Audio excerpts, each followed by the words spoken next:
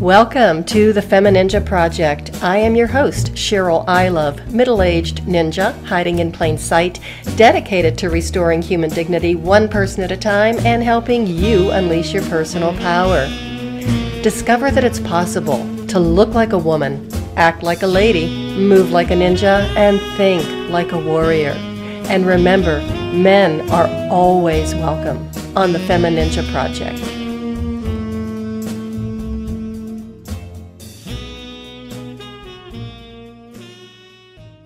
Okay, if I hit the... Hello and welcome to another episode of the FemiNinja Project. And thank you so much for tuning in. I really appreciate it. We have a fantastic guest for you today. Her name is Dina Rifkin. She is a life coach who coaches women in dating, relationships, and empowerment.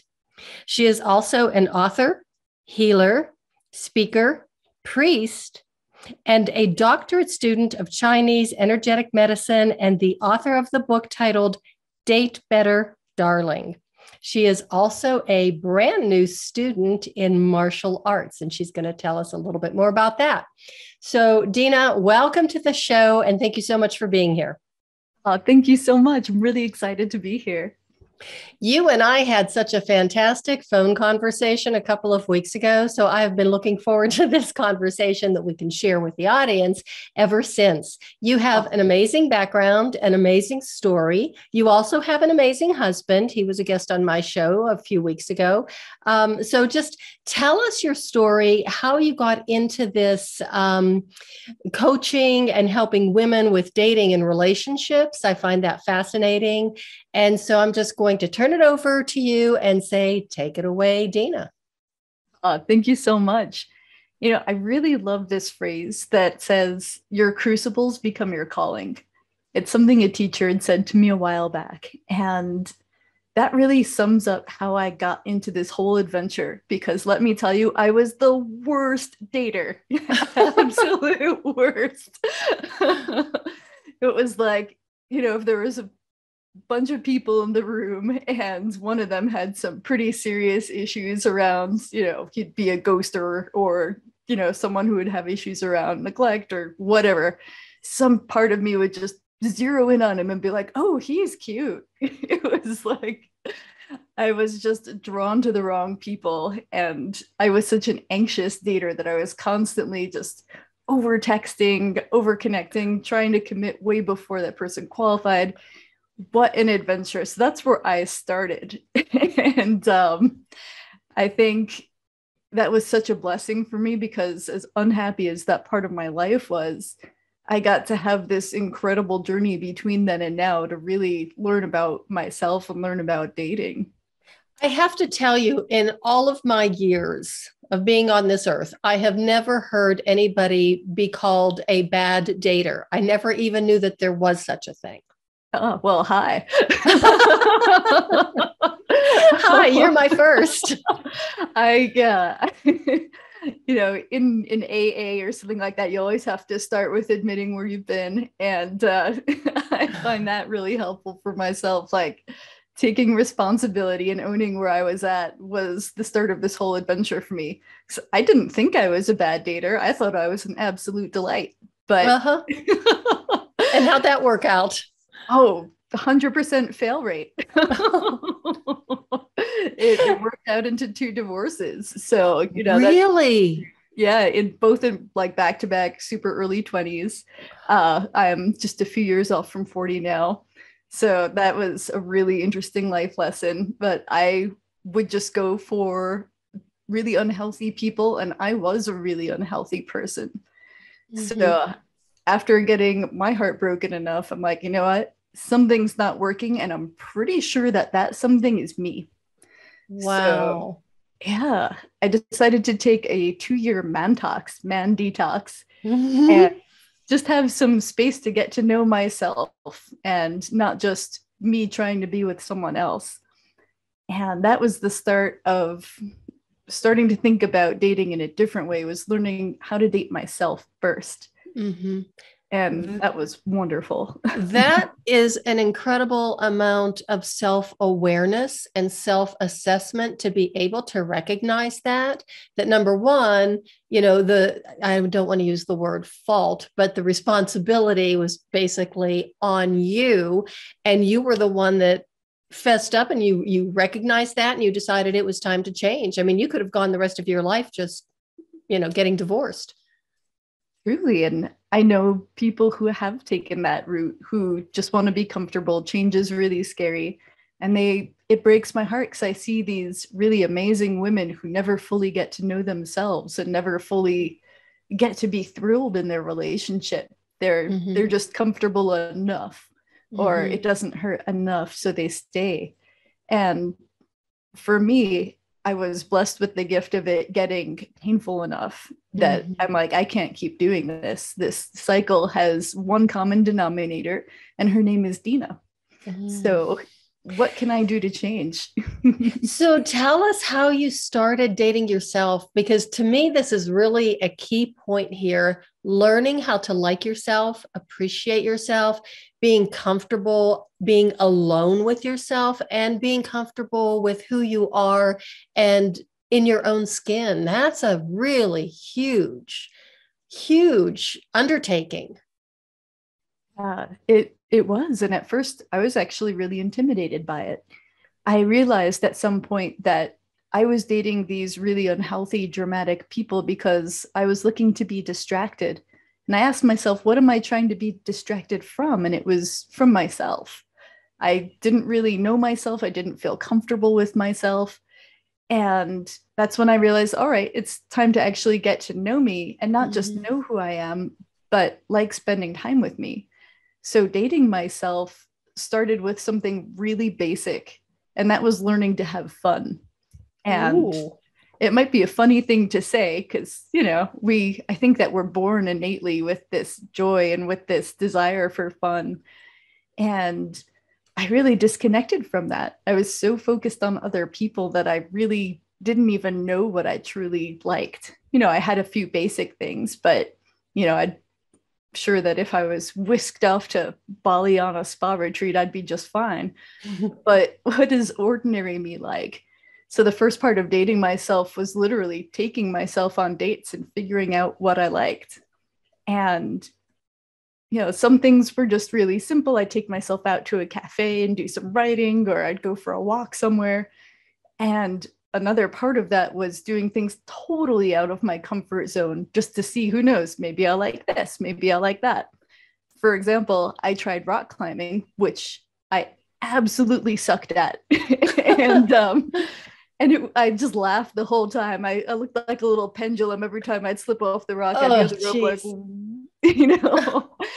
and I had so much fun absolutely sucking at it. And it was this aha moment for me where it's like, oh, I don't need to be good at something to enjoy being with myself. Boy, that's a game changer.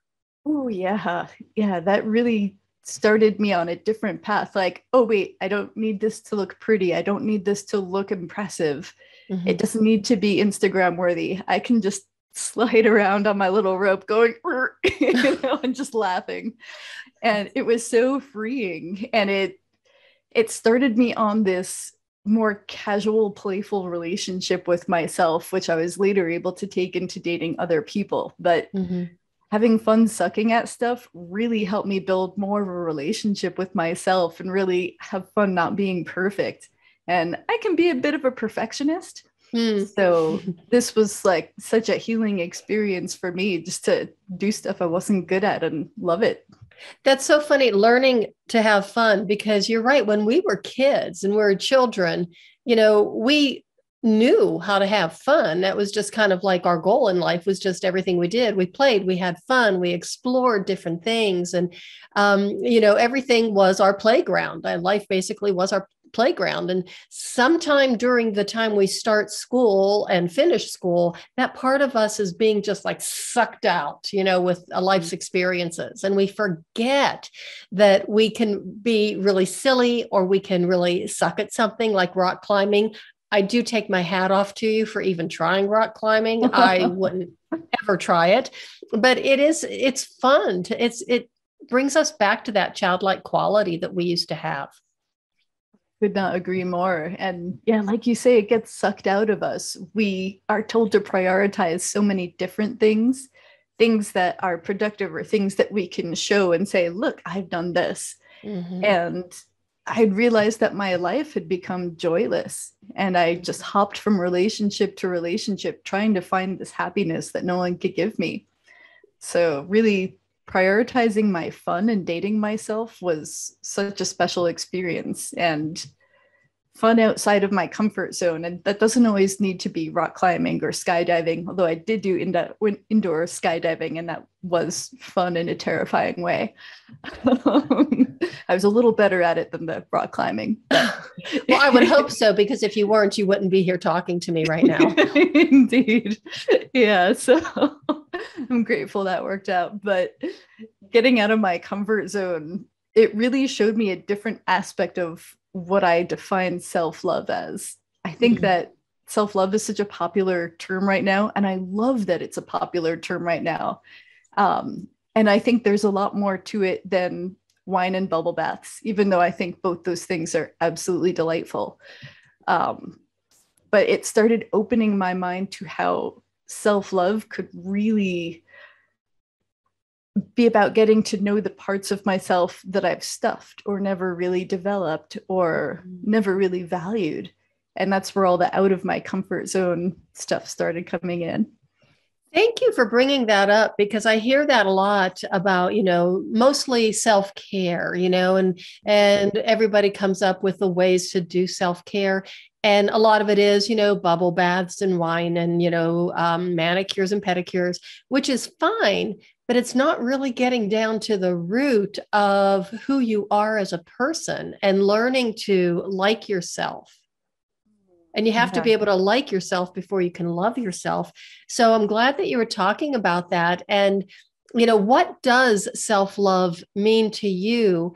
And how can somebody who's listening to this episode right now, who maybe doesn't have that sense of self-love, how could you get them started on a path to finding that way of looking in the mirror and loving the person who's looking back at you? I love that question. That is such a great question. And the way that I see it, I really love using Chinese energetic medicine as a system for how I categorize things in my brain. So we talk about in Chinese energetic medicine, the three bodies. You've got the physical body, you've got the energetic body, which is also the emotional body. Then you've got the spirit body, which is your intentions, your thoughts, your feelings rather than your emotions. And so to me, self-care and self-love is a process of exploring each of those different facets of us and how we nurture them and how we expose them. Ultimately, I feel that self-love is about exposing ourselves to ourselves. And so how do we do that? I actually write about this a little bit in my book because I think this is such an important subject. And for me, absolute step one, if I had to start giving someone advice, and it's something that I do with my clients, step one of self-love is taking responsibility for your gunk and seeing what's in there. And don't get me wrong, I love me a good manicure, but I am definitely a girly girl. But I think that first step really needs to be about looking under the hood and seeing what's going on in there. And for me, something that really helped was a series of self-questioning practices.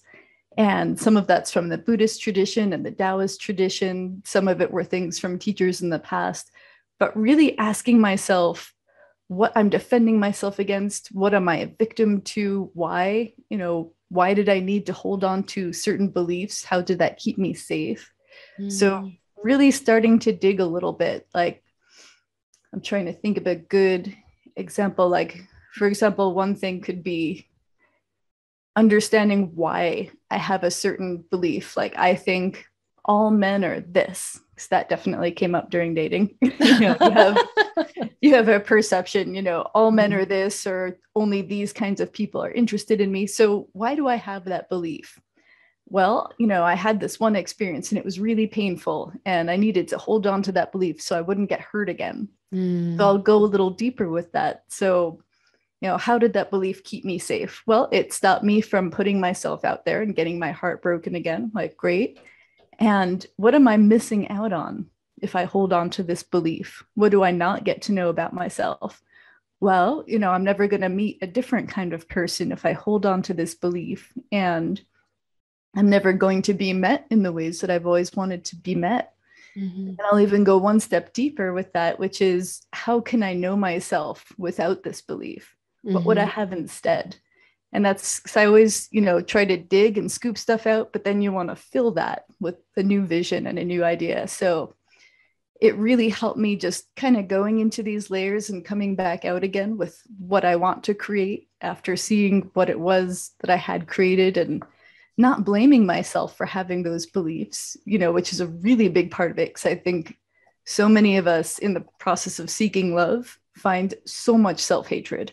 Mm-hmm. So this isn't about blaming yourself for the beliefs, really having compassion for these beliefs and saying, what did I need this for? What kind of space was I in when I created this belief? How did it keep me safe? And now it's like, all right, you did your job. Good job, belief. Mm-hmm. Good job, younger me. You got me here. And now what can I be without that? I love the way that you're talking about no judgment. Because we are so judgmental about ourselves. We beat ourselves up. And once you can just let that go and then you can be compassionate towards yourself.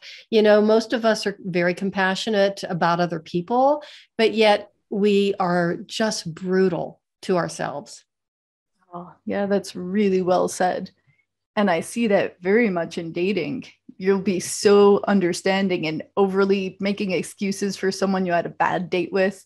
It's like, oh, well, maybe he was having a bad day, or, he did this thing I didn't like. Like, we can think of so many excuses to still put them in a favorable light. And this is someone we have no connection with yet. Mm-hmm. And yet, as soon as we're looking over our own profiles, or we're replaying how we talked on the date or anywhere else in life, and just use, the frame of dating, but we can be so harsh on ourselves. I would never talk to a friend the way that I used to talk to myself. And something that really helped me with that was thinking, if I had a daughter or I had a niece, I have a goddaughter on the way, so that's been on my mind a bit lately. Would I say this to her? And what would her face look like saying those kinds of words to her?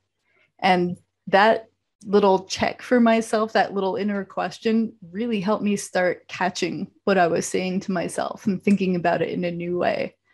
Because I would never say that to this vulnerable, open-hearted person. And so why was I saying that to my own vulnerable, open heart?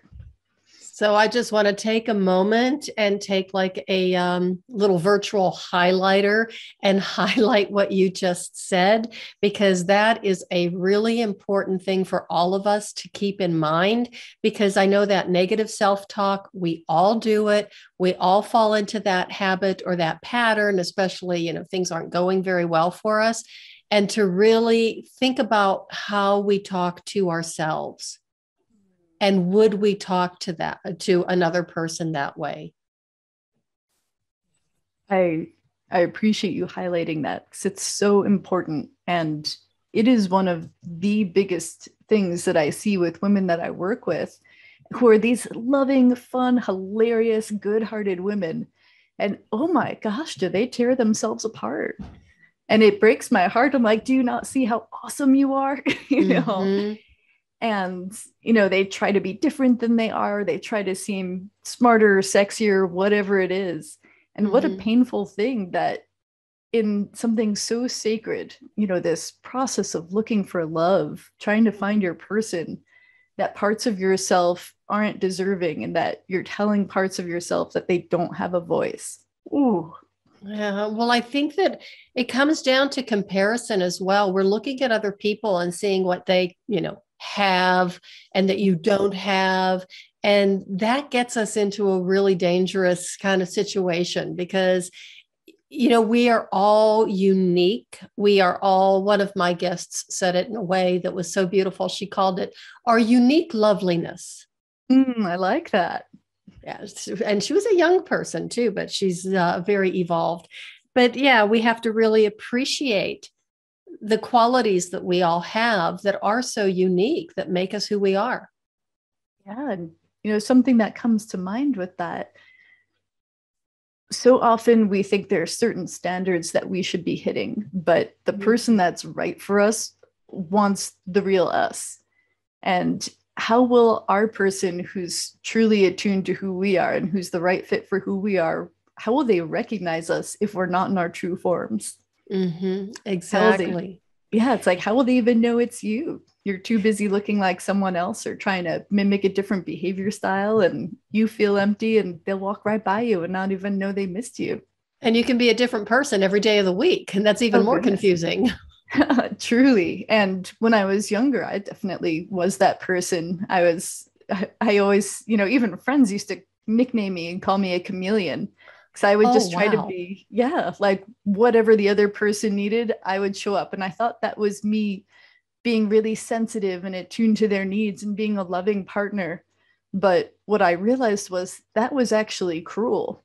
And what I mean by that is that when you're trying to be something other than what you are, even if you have the best of intentions, and people usually do, you're letting this other person fall in love with a version of yourself that doesn't exist. And eventually you're going to get burnt out and not be able to sustain that anymore. And then they're going to be alone with feelings for this non-existent person. What a heartbreaking thing. Yeah. So I have to go back and ask you then, how long did you do your man-tox? I did it for 2 years, and I didn't have a certain time set for it. It was more about getting my life in order and checking in to see how casual I could be about being true to myself. And it was kind of funny at the end of it. I had a coach at the time, and I had gotten my financial life in order, and I had learned just a lot more about taking care of myself instead of needing guy to do it, basic stuff on my car, taxes, all that fun adulting stuff, learning how to cook. I was a terrible cook before, but now I love it. And I really had a good thing going. Like, I was really enjoying my life as myself and with myself. And that's about the point where my coach was like, all right, it's time for you to start dating. And I'm like, you got to be kidding me. There were some swear words involved. I'm sure there were. I was already filling them in my head. Oh, yeah. And I was thinking them really loud at her, too. Yeah. So, and I'm like, no, I finally have a good life. I don't want a guy to mess this up. And, that was the next level for me of knowing myself was, can I stay true to myself and keep reconnecting with myself in a situation where I always used to lose myself? So then at that point, when you did start dating, did you have a strategy? Did you have a technique? Did you have, well, just tell us what happened. How did that go about? How did you start dating again? Well, this part was really interesting. First, I realized that the way that I used to date, since I had 100% fail rate, I figured that isn't going to work. And I'm an incredibly nerdy human, like put on the glasses, super, super nerdy. And so I'm like, well, let me document what I'm doing, see what works, see what doesn't work. And the place that I started was with questions. Like, what questions, I needed to learn how to learn about people more effectively. So I got a notebook. I'm like, all right, I'm going to start with a list of 50 qualities that I think that I want in a relationship. And I say think because through the process of dating, when you actually meet people with those qualities, you can get your mind changed. For example, I really, really thought that I wanted life of the party extrovert, because I had dated a lot of really introverted people and some of them struggled with depression. And I realized I just wanted a more upbeat person. So I went out with someone who sounded amazing on paper, kind-hearted guy. He was handsome. He had a great job. He was very funny. And we go out on this date. And I think I had like a good 5 minutes before I started picturing strangling him. Oh, geez. He was like the poster child of extroverts and would not stop. And it was exhausting. Nothing against extroverts. It just wasn't the right match for me. Mm-hmm. So, you know, he's all singing and dancing. He wanted to make some kind of big scene in this quiet restaurant we were in. I'm just like, oh. No. And I'm not usually one to tell someone to tone it down. I want them to be themselves. But he wanted to get on the table and start dancing in this quiet Middle Eastern restaurant. And I'm like, please, please, please don't. Like, what do I have to do to make you not do this? I go home after that date, pull out my notebook, and I'm just, you know, I grab my pen. I see the word extrovert, and I'm just like, nope. I've got to scratch that one out. Well, as an extrovert myself, and as someone who knows a lot of extroverts, that's way over the top. Oh yeah, he was so over the top. And I'm kind of an ambivert, so I have my extroverted moments. But this guy was like the energizer buddy of extroverts. And I think he'll make a really great playful dad for someone in the future. Mm-hmm. But boy, was that not the right match for me. So it was such a great experience though, because it showed me that my list needed to be malleable. Mm-hmm. And so then absolute. Okay. So then after that one date, and you did make changes to your list and you updated it. Did you updated it? That's kind of a play on words, but did you do that after every date? Did you go back and look at your notes and keep revising them and changing them to give you a clearer picture of what it was that you were looking for in a relationship? And what, more importantly, what you were not looking for? I did. And I also started making a list of tells for behaviors that I did and didn't like. For example, my very first date that I went on when I started this whole process up again, we had been texting. He seemed really nice. We'd been talking for a bit. He sent me these selfies. He was like this strong, stocky looking dude. And I go on this date. I'm looking around, I don't see him. And I always get somewhere a little early. So, you know, I figured, you know. I understand. You could, you appreciate that too. So, you know, for me, like honoring people's time is a big deal. So I always try to show up a little early for stuff. But it's already like 10 minutes after the date. I'm still kind of walking around the sushi restaurant. Mm-hmm. Did he come? Am I getting stood up? And off in the corner outside the building, I see this guy hunched over in a leather trench coat. And I'm like, well, that can't be him. And then I keep looking. I'm like, well, his nose kind of looks like the picture. Oh, like if you had put another decade on him, about 100 more pounds, and only had about 25% of the hair. And at that moment, he turns, and I'm like, well, that can't be him. He turns out and he's like, Dina. And I'm like, oh. So he basically had sent me pictures of himself from 8 years ago and wasn't open about that. And so the selfies he sent were dishonest. And the funny thing is, I wasn't someone who was just focused on looks. If he had been honest with me, I would have been way more open. But his dishonesty was an instant disqualifier. But I decided I'd come out there anyway. Let me make this research worth my time. So I started paying attention to his wording around stuff. What kind of tells could I learn from him to avoid this in the future with someone else? So boy, you really are a nerd, and you really are smart. I am a big nerd.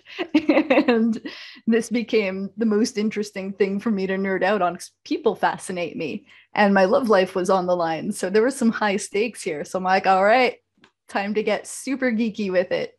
And, you know, that really helped. And then finding better questions too. Like my number one question that I suggest everyone puts on their date, especially the first date, ask them, when you've had a really rough day and you just feel awful, what do you do when you get home to feel better?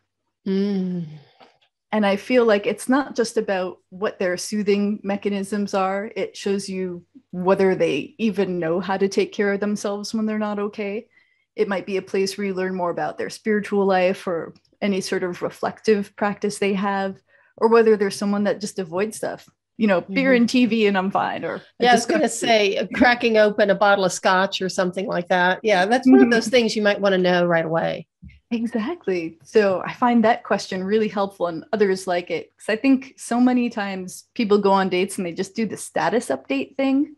It's like, how many sisters do you have? Or how many siblings do you have? Or what's your favorite food? What's your favorite movie? And that's great, but it doesn't teach you anything about them. But something like this, it can show you layers and layers of their coping mechanisms and their relationships with themselves. And, I'd rather get to the good stuff sooner on. So then how long did you did the dating research part? I actually went on 71 dates in 1 year. And that was actually the reason I wrote my book, was because I had such an incredible experience. Each time that I learned, I upgraded to a different kind of person. And I dated so many different kinds of people. And it was really neat to see that as I went, I changed and my ability to express things on my profile changed and the quality of connection and questions changed. And date number 71 was my now husband, Nate. And one of the things that gave me that ooh kind of feeling was when he whipped out his own list of questions on the date. And I'm like, oh, good. I was hoping we would get to that because, your husband is just absolutely delightful. Such a charming guy. He had a rough go of it too, as well, and got his life together.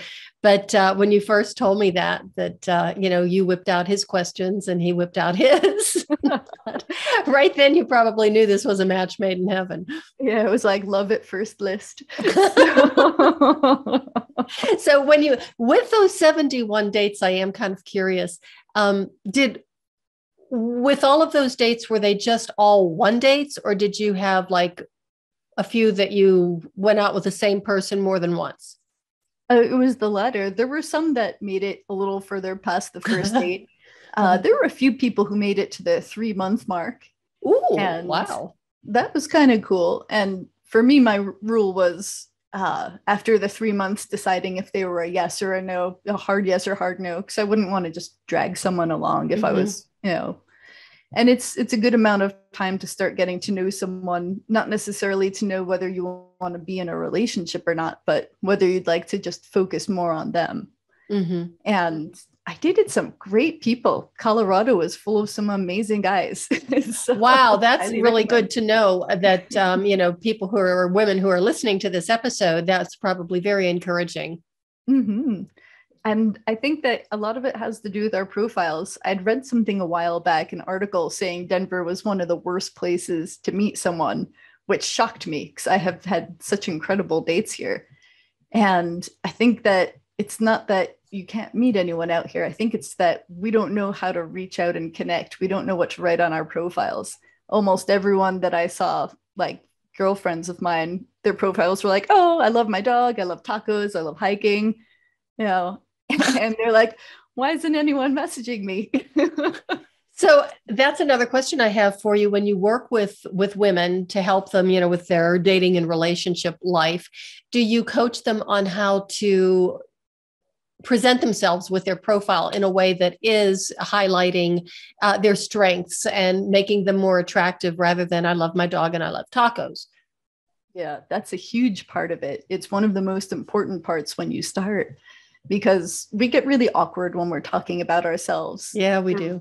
For a lot of us, I think, even if you're a really accomplished human and you have so much love to share and so much creativity, it's like you just look at that blank screen and you're just kind of staring at it, like no pressure or anything. You just need to like type enough buttons until your soulmate appears, right? So this should be fine. So we blank out, we freeze up. But part of what I do when I work with people is go into their values. Like, what do they really value about themselves? What do they really value in the relationships they already have in their lives? And what would they like to share with someone? Like, we'll actually go through certain qualities. Like, what would you like your spiritual life to be like and your person's spiritual life to look like? And how does this support your happiness and well-being? So not just, oh, I like this laundry list of ideas, but why is it important? And then taking it a step further, what do you want that to look like in your relationship? because you may have similar interests, but incompatible ways of expressing them. Like you might both be really, really into self-improvement, but the person you're dating really wants like someone to push him and challenge him, and he wants to push and challenge them. And you're looking for a really nurturing experience where you encourage each other and where you help process things emotionally. So even if you have the same value, your expression could really not work. So that's something that I encourage them to dig into for themselves and then express it on their profile. In your book, do you have tips and like steps of, you know, how to start building a profile, how to start asking those right questions? I mean, is it a how-to book, or is it a little bit more of a combination memoir or how-to self-help? It is, I do, first of all, have those steps, and I can even tell you the chapter name. Oh my goodness, that's a big book. Oh, thanks. Yeah. How many pages? It is 188 pages, but who's counting? Of course. Yes, I know. And this chapter, I believe it's called Creating Your Magnetic Profile, page 71. Oh, 71. Now, isn't that kind of interesting? That's like very poetic, because it was 71 dates that you went on, and it's on page 71. I had never thought of that before, but now I'm going to hold on to that tidbit. That is a really good point. Oh, I thank you. Every now and again, I get lucky. I love it. But yeah, it is partially a workbook. There are little stories. I share some very personal things from my own experience, because if I'm not diving in and being vulnerable, how can I expect my readers to do that? That's not fair. Right. But yeah, there's little self-questioning workbook sections throughout the book. Let's see. For example, my ideal person's level of social life. How does this support my happiness and well-being, and how I want to share this together? Or I'll have ones like, are there wellness practices that I would really love them to have an interest in? Or their So these are things that I would never, well, of course, I haven't dated in over 40 years. Thank God. But these are things, of course, you know, being that young, who would even think of those things. But those are things that I think a lot of women wouldn't even consider. You know, it's not, you don't think about that until you're in a relationship and you're so immersed in it and meshed that then they start coming up and they can start popping their little ugly heads as problems. Yeah, I agree strongly with that. We don't think to ask those questions. I think that a lot of us date by default, not because we're bad people or we're not thoughtful people, but we're just never taught. So we go for the person we feel the butterflies with, and we just kind of go along on our merry way until something is so awful that it creates a break. And then we assess what to do from there. But first of all, I think the whole butterflies feeling is often actually an anxiety response or a trauma response, and not actually love. And that's a whole can of worms that I could talk all day about. But we don't really have this thoughtful process of putting our needs first and really laying it out there. And it doesn't have to be this heavy thing like, I will only date someone like this. No, this can be a really playful, casual thing like, hey, I really geek out on these things. This is what fun looks like to me. This is what love looks like to me. Is that how you like to play? You know? So I have to ask you this, that when you and Nate both pulled out your list of questions, I mean, did it happen simultaneously, or did one say, I'm sorry, I have a list of questions that I have to refer to, and the other one says, well, that's interesting because so do I? It was the latter. Nate actually pulled out his list first. I had memorized a few by this point because he was date number 71, but I had him on my phone. And he actually pulls out a piece of paper. So he went old school. And he was like, hey, you know, I actually brought date questions because I think there's a lot of, I think that questions are really important in getting to know someone and continuing to know someone. So he like had this little, you know, mini speech about the importance of questions on dates. Almost like a disclaimer. Yeah. And I start laughing. I'm like, here, let me show you something. And I whip out my phone. There's just a whole list in my note section. And we just had such a good laugh. And then did you compare notes and compare questions? It's like, well, this is important to me. And did you learn any new things to ask, maybe that you included in the book? But of course, once you met Nate, that was it. He was the one. Yeah, we did compare notes. We actually just went back and forth and shared our questions with each other, and had fun seeing where the overlap was. And turned out we actually had a really cool mutual friend in common from a different state, and someone that we both really had a lot of respect for. And it was just funny to see how stuff lined up between us. We had very different questions, but they were kind of going the same direction, if that makes sense. And he and I are very different people, but I think that we're both headed in the same direction. And so it was fun to see the wording that each of us used and how we each got to the same place. And I'm really curious too, and I want the audience to understand that Nate has his own spiritual journey that kind of, was very important to him in turning his life around. And he found his, I guess the word would be salvation in this standing meditation, this Taoist meditation. And that has launched him on this incredible spiritual path. And he is now, he's a priest and a couple of other things as well. And you too have gone into this, not only this path of healing, but this path of spirituality at the same time as well. So tell us a little bit about that, because I find this fascinating that you're both, so into the spirituality and the qualifications and the trainings that you have already had and are continuing to pursue. So I know that's a long question. Sorry about that. Oh, I love it. It's a great question.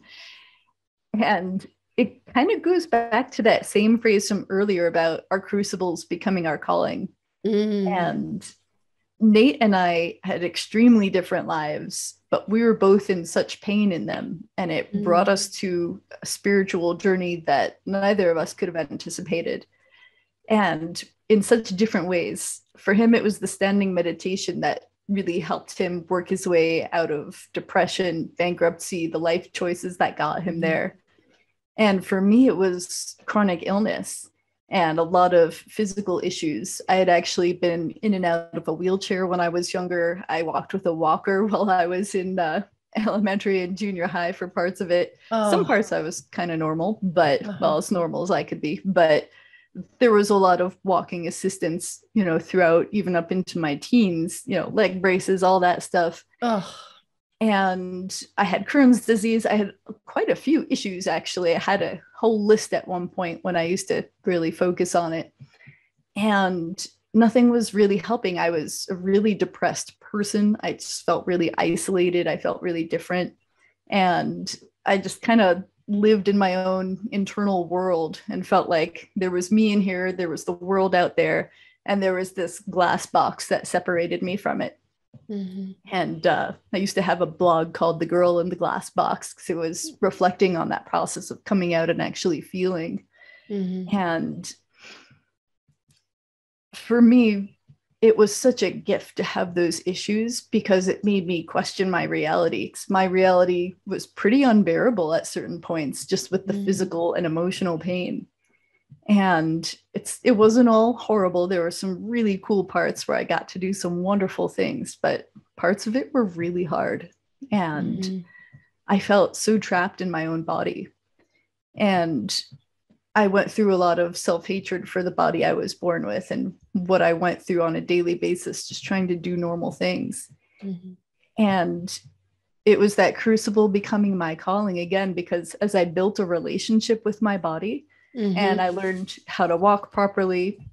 I actually took dance lessons to help me walk better. Yay. And there was a whole process of learning to accept myself and then learn to compassionately start pushing myself out of that story of what I could and couldn't do, or what I thought that I could or couldn't do. And it was an uncomfortable, messy, awkward process. I'm not going to be like, oh yeah, I decided this. And then you have the little montage of me doing all the things with some good theme music in there and woo, I fell on my face a lot. And it took a long time to pull myself out of that victim mentality. but the tools that I got along the way to help me get there have been absolutely priceless. And it made me someone who really feels grateful for what I have now. And it taught me about being resourceful and about digging deeper into my beliefs and my thought process. And it helped me to actually start loving and accepting my body. And when I could start doing that, boy, did my body change. I really hadn't realized how much my beliefs actually affected my body, and not just my beliefs about myself, but my beliefs around the world and my opportunities in it and my safety in it. So it was a really cool journey. Not for the faint of heart. I wouldn't recommend it as something fun to do, but it was exactly what I needed to question who and what I really was and what I really valued. And now I'm going to have that virtual highlighter come across what you just said, because that was so beautifully expressed and so honest. And I always tell people that we all have an incredible capacity to heal. Both, physically, emotionally, cognitively, incredible capacity to heal. You just have to have the right environment and the right support for your body, your mind, your spirit, your soul for that to happen. And sometimes it isn't pretty. And it can be very messy, and it can be, downright ugly at times, but it is so well worth the process and the journey. And I also wanted to ask you, during that time, was Chinese medicine a part of that? I'm just curious, or did you come to that later? Kind of funny. I had two different phases with it. I would say in my very late teens, I was first introduced to Taoism and to acupuncture, different Chinese energetic medicines philosophies, and I loved it. I thought it was fascinating. And there was a balance and a depth of exploration that just really resonated with me. So I think that system was a really empowering part of my life. I really got into Chinese herbs. I'm just fascinated by all of it, really. And it was part of my healing. Actually, working through Crohn's disease was very much with the support of an acupuncturist and herbalist. And from there, I was able to kind of develop my own system as I understood the process more. And I guess you could say I've been cured of it for, gosh, it's probably been about 15 years or more. Oh, wow. And the other thing, though, about the Chinese medicine and the approach with the acupuncture and the herbs and that entire process, to me, because once I discovered acupuncture, it was like, oh my gosh, this is just fantastic and so amazing, which was really weird for someone who was trained in the Western medicine mindset. So even the first time I did, seek out an acupuncturist, I was so embarrassed. I mean, I wanted to go, into his office with a disguise and a fake mustache and glasses and trench coat, because I just didn't want anybody to see me. But what really just struck me as I started doing more, like the acupuncture and the herbs and the Chinese medicine, it seemed so supportive. It seemed so gentle and so non-jarring compared to what I was used to as a Western medically trained person and what I had experienced before. It was something it was just so gentle and so comforting in a lot of ways. Oh, that's so well said. It's something, it almost feels like the non-judgmental medicinal modality. It's all about nurturing, building up, and it's not that you have an anger problem, it's that you have liver stagnation, and let's work with that. I like that. Although, I do have anger issues, and I'll be the first one to admit it. But of course, after all these years of martial arts, it's much better than it was. I bet. I would love to hear about that more too, because I'm finding martial arts. I've just started doing Pagua. We're learning Pagua about the last 6 months or so, something like that, maybe a little bit less. And what a cool way to tap into that fierceness instead of just anger, but actually have an outlet for this part of ourselves that, especially as women, it's like, nope, you can't feel that feeling. That is an ugly feeling for a woman to have. And once you feel that power, that strength, and that warrior spirit starting to rise in you, there is nothing that can compare with it. It's just absolutely beautiful. And it's like, oh gosh, I should have done this a long time ago. But that's basically how I started my martial arts journey. Was my acupuncturist. I had gone to a new acupuncturist for the first time. He was highly recommended. And I went to him, and the first time he put needles in my legs, he got a very far away look on his face. And he said, with your legs and my coaching, I could teach you how to kill with these things. I love that. Well, I didn't at the time. And I thought, my goodness, this man is absolutely crazy. But it took him 3 years before I finally got on the mat, just to prove to him how much I was going to hate it. And, as I said, I just came from the dojo. That was 17 years ago that I started training, and here I am still doing it. But it's amazing. And it was through him working with me with the acupuncture and the herbs. And then when I finally stopped being stubborn and stepped on the mat, I mean, that just took the level of healing to an incredible level.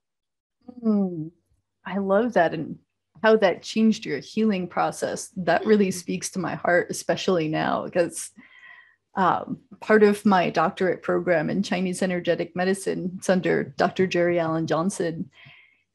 We started doing Pagua, and I couldn't understand why he would be teaching a bunch of tender-hearted healer people such an incredible martial art. And when we first learned it, I'm like, I hate this.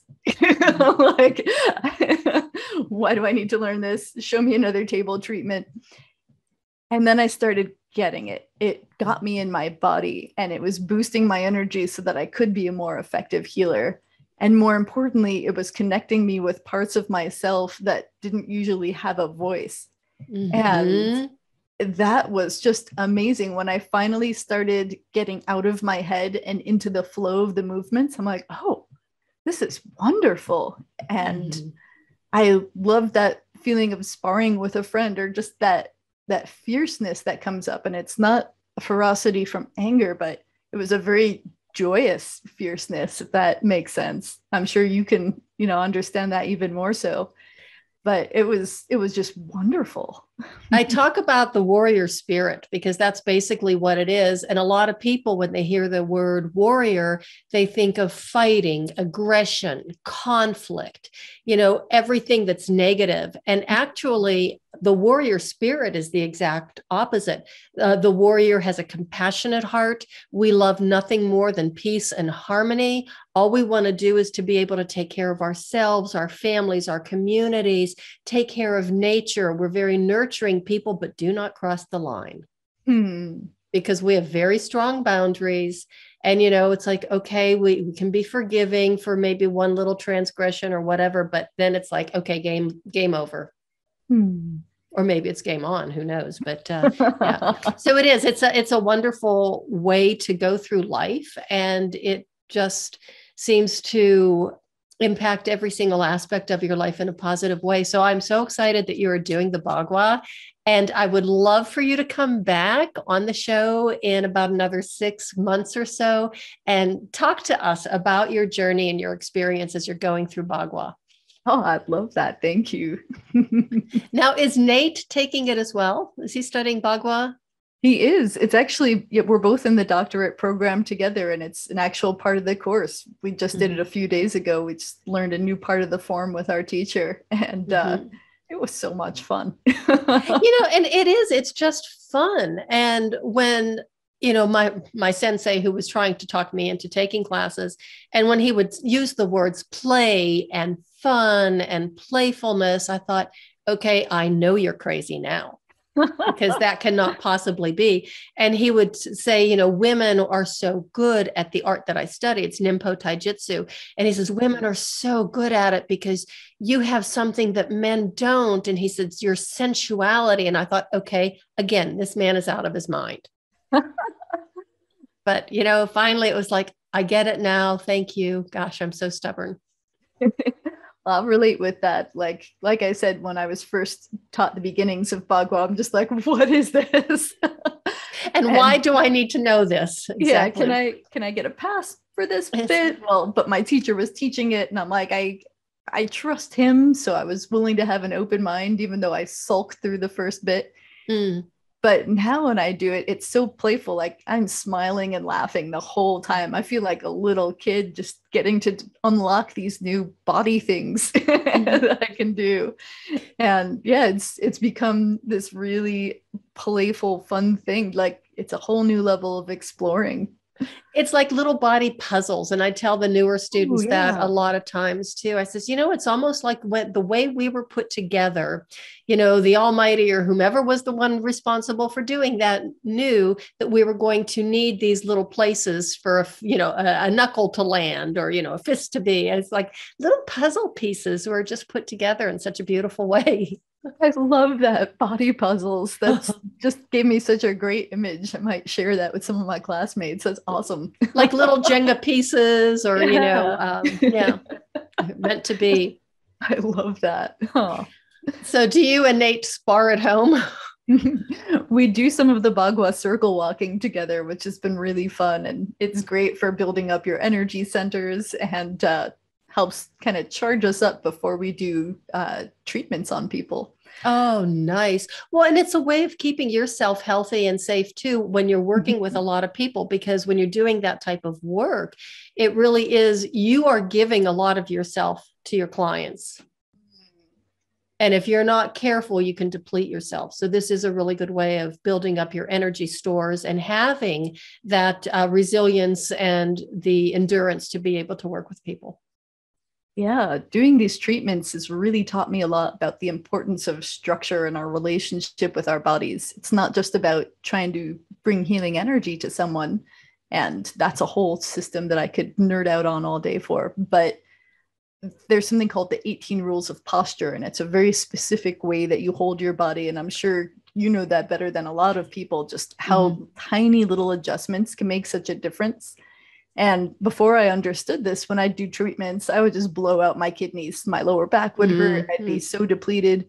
Now, just knowing these subtle shifts in posture and doing the Pagua and really building up that structure in my body, and not just physically, but energetically and spiritually, I feel so alive after treatments. I'm just full of energy. It's like, I got a treatment too. Exactly. Yes, I do something called Feldenkrais. I'm a Feldenkrais practitioner. Ooh, love that system. Oh, you've heard of it? Oh, wow. Because a lot of people have never heard of it, but it is just a fabulous, fabulous method. Yeah. And, when I first discovered it, I had heard about it for years. And when I finally broke down and took a workshop, a 3-day workshop was my first introduction to Feldenkrais. I would really not recommend that to people. I would ease into it a little bit more. But even after that first 3-day weekend, I knew I had to become a practitioner. I had no idea why, but it had such an impact on me. And, then I found out that, you had to either go to New York or San Francisco or all these places. And I said, no, I'm not going to do that. But if they ever have a training in Denver, I'll sign up on the spot. They brought a training to Denver, and I was their first student to sign up. Oh, I love that. And I love how you kept your word to yourself on that too. Oh, I did. I think a lot of us will say stuff like that, hoping that it never happens. And so we can have that mental relief of like, oh, I tried, I can check that off the list. And then when it comes, you're like, ooh, I got things to do. Yeah, right. I love that you saw that through. And Feldenkrais is such a great system. It really helped me after a car accident years ago. Oh. So. Now, you're not originally from Colorado, are you? I'm not. I was actually born in Queens, New York, and then lived in a few countries and states between then and now. Wow. Jeez, Dina, I think I could sit here and talk to you all day, but that's really not practical. So could you tell the audience how they can get a hold of you, where they can find your information, your website, any links you want to share, where they can find the book, et cetera, et cetera. So this is your time that you can tell us all about how people can connect with you. Oh, thank you. I appreciate that. The best way to reach me is probably through Instagram. My Instagram handle is @DateBetterDarling. And my website is datebetterdarling.com. And that's more for the dating side. And if you want to get into Chinese energetic medicine and stuff like that, I have a website called Love and Chi, and that's spelled QI for Chi, love and Chi. And that's where I get into some of the more woo-woo stuff and the priestly stuff. So there's a little bit of that too. I love the fact that you said woo-woo, because I used to be somebody that when I would hear things that were woo-woo, I'd be the first one rolling my eyes and stuff. And now it's like, it's all about the woo. It is all about the woo. And I'm a very nerdy scientific person, and I need to actually have a tangible experience before I'm willing to sign off on something. And so that's why I really love Chinese energetic medicine. It's like the Taoists creating this were the scientists of their time. And even though it's so spiritual and it's so esoteric, it's so practical and experiential. And all the training I've had is about having your own experience, question a practice, question the teacher, really see, is this true for me? Is this what I experience when I do that thing? And it's always so exciting when the thing they say actually ends up being real, because there is a part of my brain that's like, yeah, well, you're special. That doesn't happen for everyone, or, and then you have the experience after doing the training and it's like, oh, this is real. Wow. And the teacher's like, yeah, I know, I said so. Well, and the thing is too, the methods that have been around for centuries, that have worked for, thousands and thousands of years, and that we in our evolved, Western mindset just poo-pooed. And then all of a sudden when we have nowhere else to turn and we try it and it's like, oh, wow, this stuff is pretty amazing. It is. And if you think about it, something wouldn't last thousands and thousands of years unless it was effective, because otherwise it wouldn't get passed down because it didn't do anything useful. Right. And that's what makes me so grateful for my body, because it was not responding to Western medical treatments and I was in agony and I had to look for something else. So it was really a blessing that my body pushed me to the path that I needed to have. And now it's really strong, and I get to do Pagua and help other people heal. So I'm so glad you brought that up, because the things that we think are insurmountable, and our trials and tribulations and our challenges along the way, are actually gifts and wonderful opportunities to be able to turn our lives around. So well said. And I never want to sound like I'm diminishing someone's pain. I know that when you're in the thick of it, whatever that might be, it's hard, and that difficulty and that pain is so real. And it being a gift doesn't negate that. And I think that's an important distinction. Yes, it really is hard. And yes, I really do care when I work with someone who's going through something serious. And I know that it's also offering them a gift that they may not see yet. And that was a hard lesson for me, because I had such a victim mentality when I started. I'm like, no, you don't know how hard it is. You don't understand my pain. That was very dramatic. That was good. I was a very dramatic young woman. But it was such a gift once I got out of that cycle of victimhood and started unpacking and unwrapping the gift. It was such a blessing to have the issues I had, because it gave me so many things and enriched my world and opened so many doors that I never would have thought to look towards if I had a comfortable life. I totally understand. And I hear you. I had the same experiences myself. So I'm glad that you brought that up, because I really am hoping that our audience, whoever is listening to this, if you are going through something, or if you do in the future, that there is always hope. There's always ways to get through it. And the blessings on the other side are just insurmountable. You can't even count how many blessings and how many surprises come out of those experiences, that at this point in my life, I'm so happy that I had them, even though it was just a nightmare going through them. But it's life on the other side is so much fun. It's so rich. Yeah, there's an aliveness I wouldn't have had without those things. If someone told younger me all the stuff I was going to have to face to get here, I'm not sure that I would have felt on board for. I'm like, I have to do what? Wait, I'm going to go through what? For how long? But it's just like the dating. There was so much pain in that part of my life, but now it helps me. It enriched my life in so many ways and changed my relationships. And now I get to help all these other people and meet all these amazing, amazing ladies who feel like sisters even more than clients. And it's such a gift. So I agree with you. Yeah, this experience is teaching you something. And it doesn't mean that it's not painful, and it doesn't mean that it's not okay for you to be upset about it. Like, feel your feelings, don't stuff it, don't try to spiritually bypass it, but also know that there's a gift in it waiting for you and that you deserve to have that. You're going through the pain anyway, so you deserve to have the gift. Excellent. I was going to ask you for some final words of wisdom, but you just beat me to the punch. So thank you for doing that. You must have read my mind again. Dina, thank you so much for being here today. I really appreciate it. It's just wonderful to talk to you. And I would love to have you on the show again down the road to hear about your Pagua journey. And yeah, I know you're going to have some fantastic stories to share. Oh, thank you. And this was such a treat. I really appreciate you. Thanks for having me on. Oh, you're welcome. Thank you for being here. And everybody, thank you so much for listening. Really appreciate it. Do check out Dina's website. Do check out her book and contact her. She's a lovely lady. As you can tell, she has so much to offer. And if you're having any problem with your dating life, she is the person to talk to, as well as exploring some of the Chinese medicine. The energetic healing is so incredibly powerful.